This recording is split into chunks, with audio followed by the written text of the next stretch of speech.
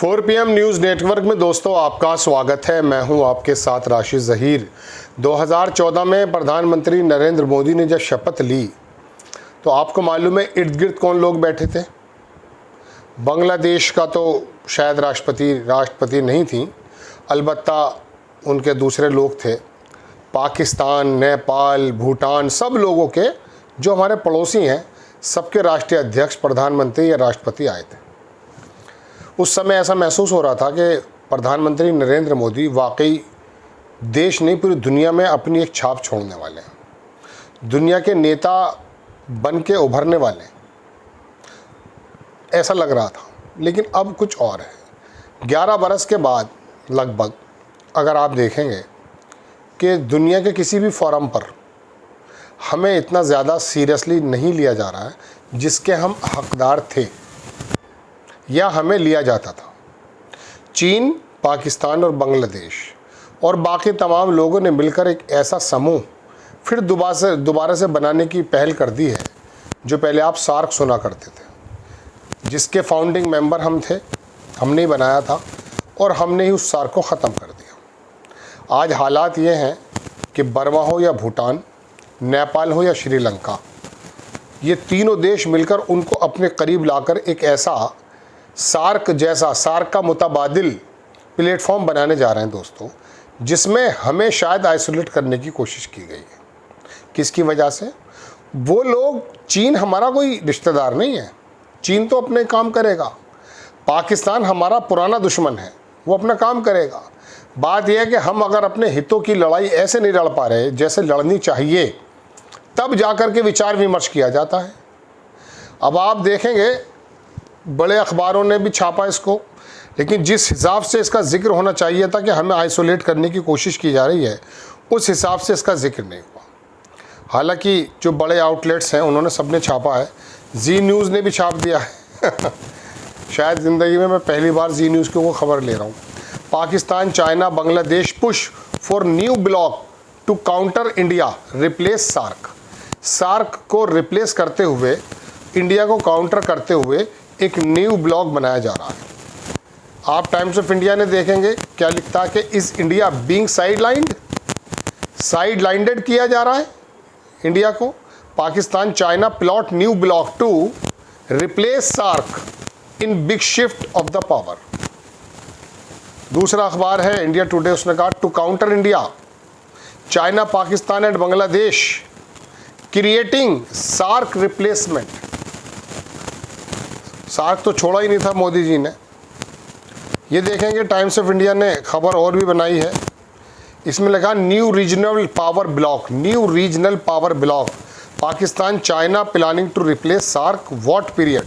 ये तमाम बातें दुनिया के बड़े बड़े अखबारों ने लिखी हैं, लेकिन मैं आपसे दोस्तों कुछ और बताने के लिए हाजिर हूँ।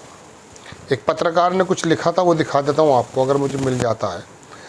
उन्होंने इसी के संबंध में एक बात लिखी, ये दिखाता हूँ। वो लिखते हैं कि 2014 में एक चौथी फेल नालायक की सत्ता आने के बाद 2 साल बाद ही दक्षिण एशिया में भारत की आवाज़ गुम हो गई थी। आपको तो पता ही नहीं चला था गुम हो गई थी, अभी भी नहीं मालूम आप में से एक वर्ग को। आप सोचते हैं भिसगुरु हैं आप।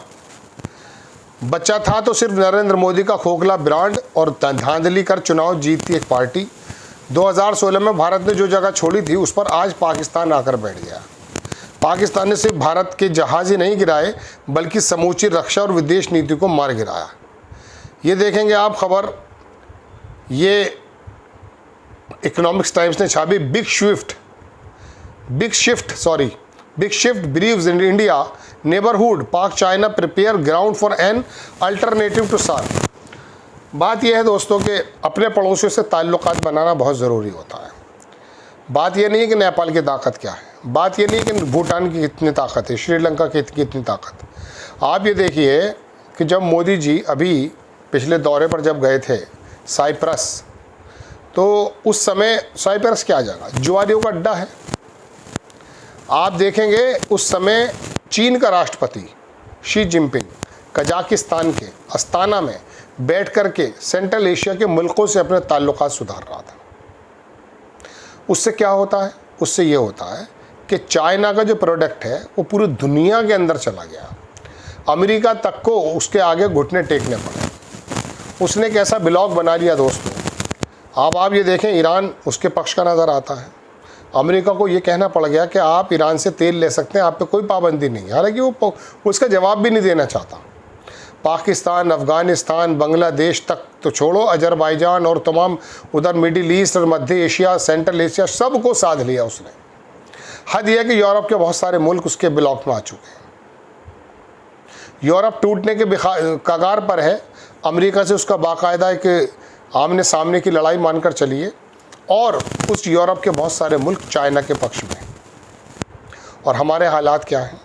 हमारे हालात ये हैं, मैं आपसे बारहा बता चुका कि भूटान जोग्राफी, मतलब एक मैं कहूँ कि वो जगह के एतबार से, जोग्राफी के एतबार से वो इतना इम्पॉर्टेंट है कि जिस तरह से उसने चीन की बंसुरी बजानी शुरू की है। हमारी 7 सिस्टर्स, जिनका कोई जिक्र नहीं करते मोदी जी, हमारे 7 स्टेट्स खतरे में। भूटान की वो जगह चीन मांग रहा है या देने को तैयार है भूटान, जो बिल्कुल हमारे सिलीगुड़ी कॉरिडोर के नज़दीक है।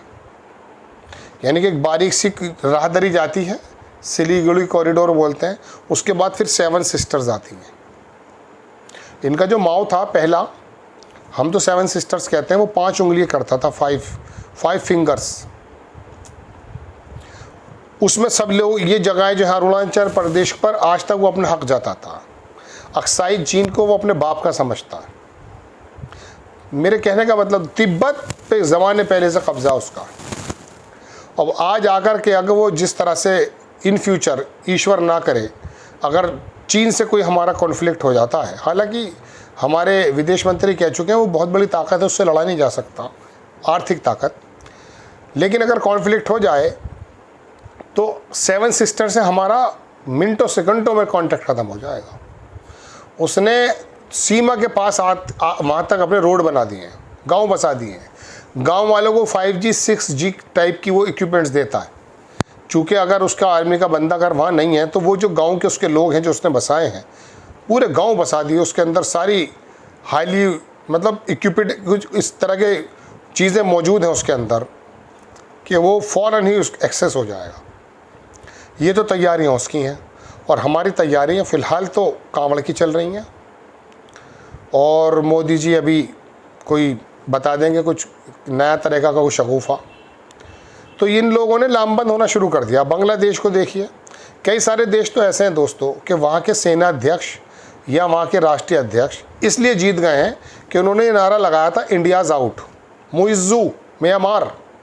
देखें आप, इंडियाज़ आउट का, बांग्लादेश इंडियाज़ आउट का, यानी कि जो हमारे स्ट्रेटेजिक पार्टनर थे वहाँ हालात ही हो गए। अब ये ब्लॉग बना रहे हैं, चिंता ना आपको है ना प्रधानमंत्री मोदी जी को है। अभी जब ये प्लेन गिरा था गुजरात में, उसके 3-4 दिन पहले मैंने एक देश के बड़े नेता को, मैं नाम नहीं लूँगा, सबसे बड़ा नेता मान लीजिए, भक्का इतना बड़ा मुँह फाड़ कर हंस रहा था वो शख्स। मुझे लगा यार, गुजरात के अंदर 250-300 आदमी मर गए हैं, इसकी बेहयाई का कमाल है। नाम नहीं लिया मैंने किसी का, बेहयाओं की तरह हंस रहा था वो शख्स। आपको खबर कैसी लगी अपनी राय कमेंट्स बॉक्स में ज़रूर दीजिए। चैनल को सब्सक्राइब कीजिए, शेयर कीजिए। नेक्स्ट टाइम में किसी खबर के साथ हाजिर होता हूँ। जय हिंद।